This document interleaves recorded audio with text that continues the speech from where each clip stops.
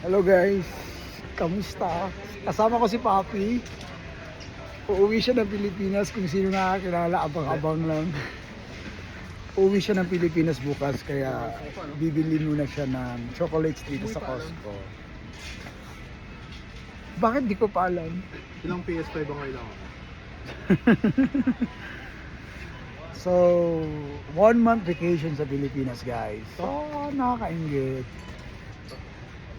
Oh, sa mga gusto kong pasalubong yan. So magbakasyon yung kaibigan ko sa Pilipinas. Ihahatid ko siya bukas sa airport. So ngayon bibili lang muna siya ng mga chocolates sa Little kasi mas mura kasi dito.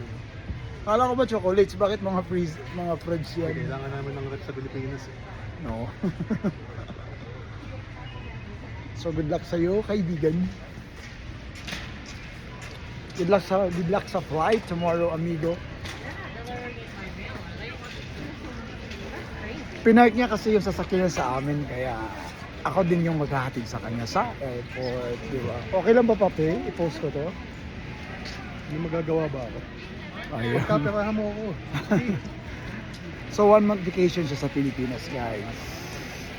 So yun lang, nasa Costco kami today para sa chocolates niya. Bye bye.